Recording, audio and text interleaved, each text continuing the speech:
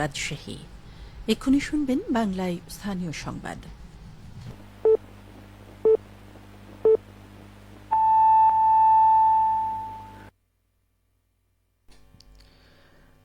আসসালামু আলাইকুম।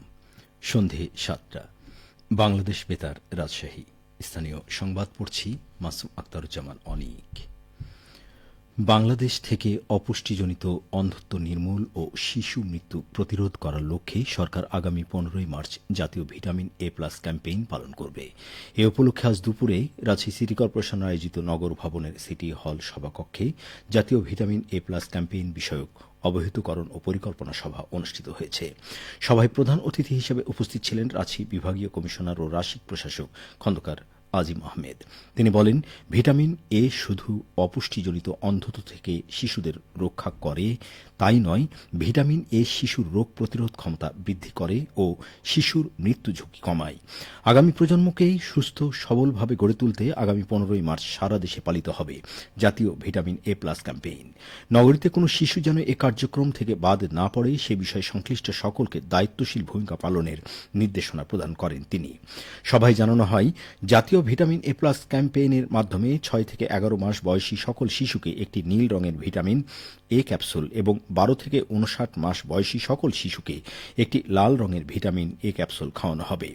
সভায় রাজশাহীতে জাতীয় ভিটামিন এ প্লাস ক্যাম্পেইন কার্যক্রম বিষয়ে সার্বিক চিত্র উপস্থাপন করেন রাশিকের প্রধান স্বাস্থ্য কর্মকর্তা ডা FAM আঞ্জুমান আরা বেগম। সভায় স্বাস্থ্যের রাজশাহী বিভাগীয় পরিচালক ডা মোহাম্মদ হাবিবুর রহমান, সিভিল সার্জন ডা SIM রাজিউন করিম, রাশিকের তত্ত্বাবধায়ক প্রকৌশলী আহমেদ আল মঈন পরাগ, পরিবার পরিকল্পনার পরিচালক ড কস্তুরী আমিনা কুইন উপস্থিত ছিলেন। নওগাঁর সাপাহারে ২৫শে মার্চ গণহত্যা দিবস ও ২৬শে মার্চ মহান স্বাধীনতা ও জাতীয় দিবস উদযাপন উপলক্ষে প্রস্তুতিমূলক আলোচনা সভা অনুষ্ঠিত হয়েছে। আজ উপজেলা পরিষদ হলরুমে সভায় সভাপতিত্ব করেন উপজেলা নির্বাহী অফিসার সেলিম আহমেদ। সভায় ২৫শে মার্চ গণহত্যা দিবস পালন উপলক্ষে শহীদদের স্মরণ, শ্রদ্ধা নিবেদন, দোয়া আলোচনা সভা আয়োজনের সিদ্ধান্ত গ্রহণ করা হয়। ২৬শে মার্চ মহান স্বাধীনতা ও জাতীয় দিবস পালন উপলক্ষে সূর্যোদয়ের সাথে সাথেই শহীদ স্মৃতিস্তম্ভে শ্রদ্ধা নিবেদন, জাতীয় পতাকা উত্তোলন, সমাবেশ ও কুচকাওয়াজ, সকল মসজিদ, মন্দির ও অন্যান্য ধর্মীয় উপাসনালয়ে বিশেষ মোনাজাত ও প্রার্থনা, শিক্ষার্থীদের অংশগ্রহণে চিত্রাঙ্কন ও ক্রীড়া প্রতিযোগিতা সহ বেশ কিছু কর্মসূচি পালনের সিদ্ধান্ত গ্রহণ করা হয়। সভায় উপজেলা সহকারী কমিশনার ভূমি আবিদা সিফাত, উপজেলা স্বাস্থ্য ও পরিবার পরিকল্পনা কর্মকর্তা ডা আরিফুজ্জামান সহ উপজেলার বিভিন্ন দপ্তরের কর্মকর্তা, বিভিন্ন শিক্ষা প্রতিষ্ঠানের শিক্ষক ও অন্যান্যরা উপস্থিত ছিলেন। নাটোরেও অবস্থিত Bangladesh army university of engineering and technology বায়োয়েট ক্যাম্পাসে বিশ্ববিদ্যালয়ের ওয়েলফেয়ার ক্লাবের উদ্যোগে এতিম ও অসহায়দের মাঝে ঈদ উপহার বিতরণ করা হয়েছে। আজ বিকেলে ফ্যাকাল্টি অ্যান্ড অফিসার্স পয়েন্টে আয়োজিত অনুষ্ঠানে প্রধান অতিথি ছিলেন বিশ্ববিদ্যালয়ের উপাচার্য ব্রিগেডিয়ার জেনারেল মোহাম্মদ মিজানুজ্জামান। এ সময় উপস্থিত ছিলেন বিশ্ববিদ্যালয়ের ট্রেজারার অবসরপ্রাপ্ত কর্নেল মোহাম্মদ শওকত হোসেন, রেজিস্ট্রার অবসরপ্রাপ্ত লেফটেন্যান্ট কর্নেল KFA সোহেল, বিভিন্ন অনুষদের ডিনগণ, প্রক্টর, ছাত্র কল্যাণ উপদেষ্টা, বিভাগীয় প্রধানগণ, শিক্ষক মণ্ডলী, কর্মকর্তাগণ ও শিক্ষার্থীবৃন্দ। উল্লেখ্য, অনুষ্ঠানে বিশ্ববিদ্যালয় পার্শ্ববর্তী এলাকার ৯০ জন এতিম ও অসহায়দের মাঝে বিভিন্ন খাদ্য সামগ্রী সহযোগে এই ঈদ উপহার বিতরণ করা হয়। যাদের মধ্যে ফ্যাসিজম তৈরি হবে শিবির তাদের বিরুদ্ধে বলে মন্তব্য করেছেন ছাত্র শিবিরের কেন্দ্রীয় সভাপতি জাহিদুল ইসলাম। তিনি আজ দুপুরে রাজশাহী কলেজের রজনীকান্ত সেন মঞ্চে এক আলোচনা সভা ও কুরআন বিতরণ অনুষ্ঠানে প্রধান অতিথির বক্তব্যে এই মন্তব্য করেন। রাজশাহী মহানগর ছাত্র শিবির এই কর্মসূচির আয়োজন করে। পরে ২৫০ জন ছাত্রছাত্রীর মাঝে কুরআন বিতরণ করা হয়।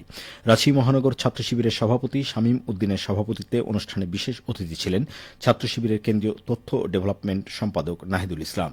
মহানগর ছাত্র শিবিরের সেক্রেটারি ইমরান নাজির এই অনুষ্ঠান সঞ্চালনা করেন। খেলার খবর, ক্রিকেট। সিরাজগঞ্জে প্রাইম ব্যাংক জাতীয় স্কুল ক্রিকেট টুর্নামেন্টেই জাহানারা উচ্চ বিদ্যালয় চ্যাম্পিয়ন হয়েছে। আজ শহীদ শামসুদ্দিন স্টেডিয়ামে বাংলাদেশ ক্রিকেট বোর্ডের উদ্যোগে জেলা ক্রীড়া সংস্থা আয়োজিত টুর্নামেন্টে ফাইনালে প্রতিদ্বন্দ্বিতা করেন জাহানারা উচ্চ বিদ্যালয় ও বহুমুখী উচ্চ বিদ্যালয়। টসে জিতে জাহানারা উচ্চ বিদ্যালয় বহুমুখী উচ্চ বিদ্যালয়কে ব্যাটিংয়ের আমন্ত্রণ জানায়।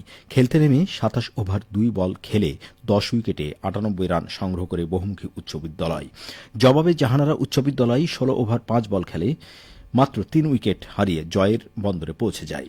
খেলা শেষে চ্যাম্পিয়ন ও রানার আপ দলকে ট্রফি প্রদান করেন সিরাজগঞ্জের অতিরিক্ত জেলা প্রশাসক গণমতি রায়। জেলা ক্রীড়া অফিসার নূরে এলাহির সভাপতিত্বে পুরস্কার বিতরণী অনুষ্ঠানে আরও উপস্থিত ছিলেন জেলা বিএনপি সাংগঠনিক সম্পাদক ক্রীড়া সম্পাদক মির্জা মুস্তফা জামান। সবশেষে আবহাওয়া। আজ রাজশাহীতে সর্বোচ্চ তাপমাত্রা ছিল 33.5 ডিগ্রি এবং সর্বনিম্ন 19.2 ডিগ্রি সেলসিয়াস। সন্ধ্যে 6টায় বাতাসে আপেক্ষিক আর্দ্রতার পরিমাণ ছিল 58%। রাজশাহী ও পার্শ্ববর্তী এলাকায় আগামীকাল সেহরির শেষ সময় ভোর 4:57। সংবাদ শেষ হল। আমাদের পরবর্তী স্থানীয় সংবাদ প্রচারিত হবে আগামীকাল সকাল 8:10।